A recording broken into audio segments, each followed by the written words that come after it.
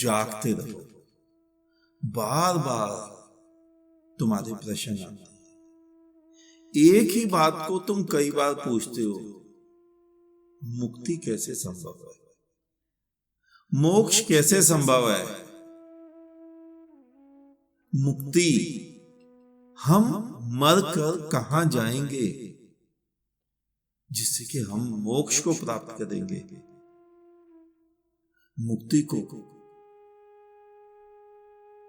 मुक्ति का मतलब यहां से मरकर कहीं भी जाना नहीं होता है।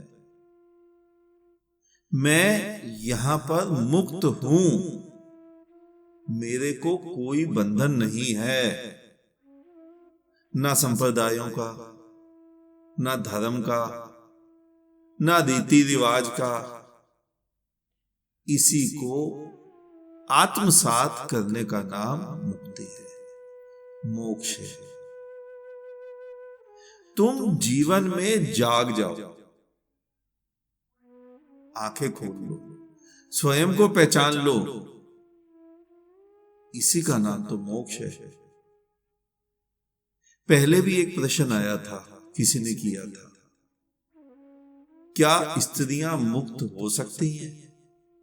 क्या स्त्रियां मोक्ष जा सकती हैं? क्यों नहीं हो सकती और क्यों नहीं जा सकती? जाना नहीं है। क्यों बोधवान नहीं हो सकती? जो बंधन तुम्हें है, जो तुमने अपने हाथों में डाल रखे हैं, चारों तरफ ओढ़े हुए हैं, वही बंधन तो स्त्रियों ने डाले हुए हैं। स्त्रियों के पास कुछ अलग से बंधन नहीं है। और जो जाग गया उसके लिए तो कोई बंधन नहीं है। मेरा काम, मैं कर क्या रहा हूं, मैं तुम्हें क्या सिखा रहा हूं? क्या मैं तुम्हें कोई हिंदू मुस्लिम बना रहा हूं, सिख ईसाई बना रहा हूं, या बौद्ध या जैन बना रहा हूं? नहीं, मेरा काम है तुम्हें जगाना। तुम जाग जाओ और इसी जीवन में जीते जी जाग जाओ। जीते जी इसी जीवन में जागोगे तभी मोक्ष मिलेगा। और जिस दिन जागोगे उसी दिन मिलेगा, मरने के बाद मिलेगा। इन मूर्तों में मत पड़ना। और ध्यान देना, जो जीवन में नहीं जागेगा वो मृत्यु में कभी भी नहीं जाग पाएगा। मृत्यु, तुम सोचते हो मौत तो सभी को आएगी, तो सभी को आएगी, तो क्या तुम्हें क्या लगता है सबकी मौत एक जैसी है? नहीं, सबकी मौत भी भिन्न भिन्न है। तुम्हारे जीवन वो भी तो भिन्न है ना, उसी प्रकार तुम्हारी मौत भी भिन्न है। और जिसने जीवन में आंखें नहीं खोली वो मृत्यु के क्षण में कैसे खोलेगा?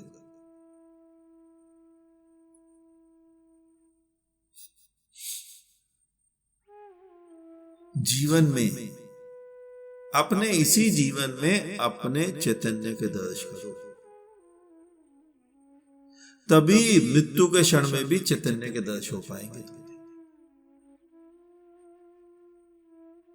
और अगर उस समय, मृत्यु के समय तुम्हें चैतन्य के दर्शन ना हो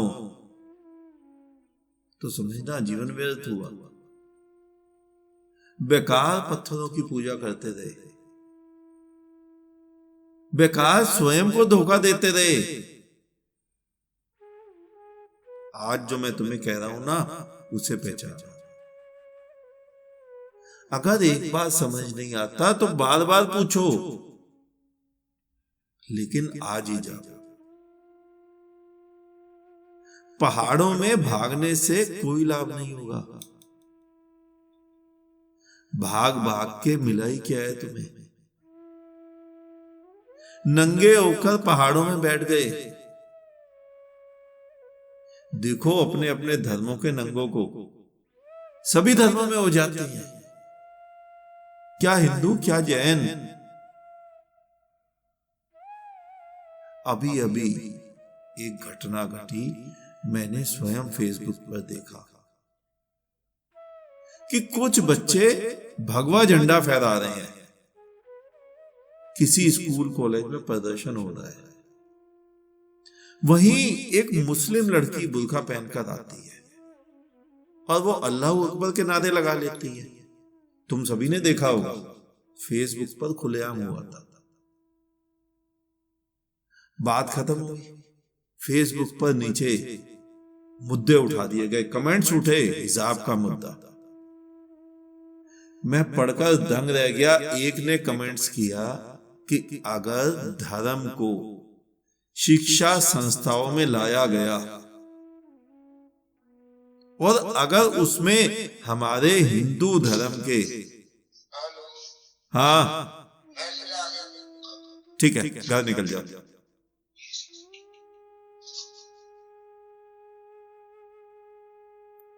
और उसमें हमारे हिंदू धर्म के नागा जो सन्यासी है तुम्हारे, अगर वो स्कूल पहुंच गया अपने धार्मिक वेशभूषा में,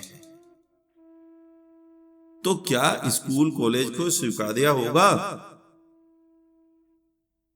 लिखने वाले ने कमेंट्स किया हिजाब के विरोध में, लेकिन मजेदार उसका उत्तर किसी ने दिया। एक दूसरे कमेंट्स ने उसका उत्तर दिया पहले वाले का कि अगर उन नंगों में इतना ही बोध होता कि पढ़ना लिखना है, जीवन को सही ढंग से जीना है, तो क्या वो नंगा होकर जंगल भागता? बोध की आवश्यकता तुम्हें आज है, बोध की आवश्यकता मरणोपरांत नहीं है।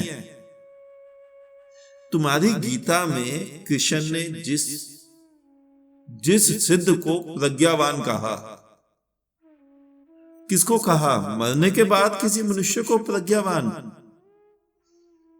नहीं, प्रज्ञावान तो जीते जी का नाम था।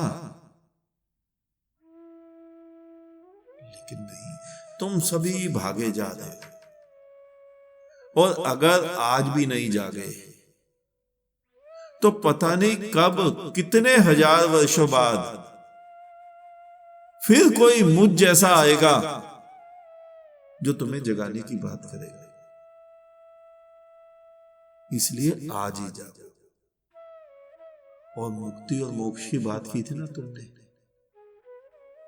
मुक्ति मोक्ष तुम्हारे जागने के बाद जो स्थिति तुम्हारी होगी, उस स्थिति का नाम है। और एक प्रश्न था ना, क्या स्त्रियां मोक्ष जा सकती हैं?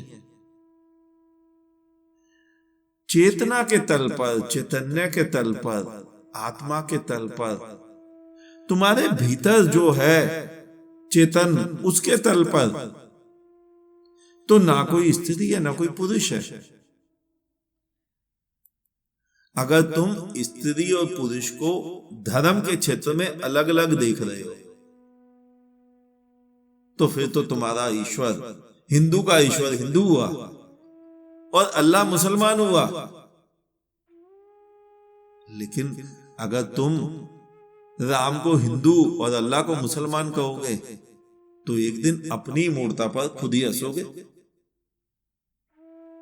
जो कण कण में रसा बसा है, इसका मतलब उसने अल्लाह के लिए एक अलग स्थान छोड़ दिया। और जो जर्रे जर्रे को महका रहा है, उसने राम के लिए अलग स्थान छोड़ दिया। तुम्हारा चैतन्य ना तो हिंदू है ना मुसलमान। उसी प्रकार तुम भी ना हिंदू हो ना मुसलमान, ना सिख ना ईसाई, ना बौद्ध ना जैन।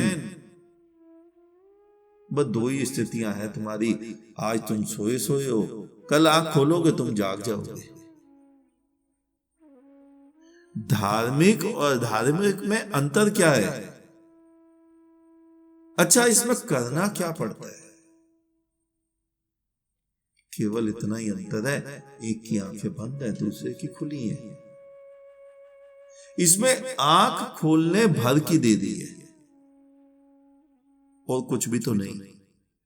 आंख खोल ली तो तुम धार्मिक, आंख खोल ली तो तुम मुक्त, आंख खोल ली तो तुम बुद्धत्व को उपलब्ध, आंख खोल ली तो तुम प्रज्ञावान, और आंख बंद तो अधार्मिक। तुम जाग गए तो तुम बुद्ध, और तुम सोए रहे तो तुम बुद्धू। वो इतना ही तो अंतर है। और बुद्ध, मैं बौद्ध धर्म का प्रचार नहीं कर रहा हूं। बुद्ध का मतलब, बुद्धत्व का मतलब पूरा का पूरा वही है जिसे तुम्हारे ही शास्त्रों में प्रज्ञावान कहा है, ज्ञानवान कहा है, आत्मदर्शी कहा है, अहम ब्रह्मास्मि कहा है। आज इतना शेष किसी और दिन, अंत में चारों तरफ बिखरे फैले परमात्मा को मेरा। तुम सभी जागो, जागते रहो।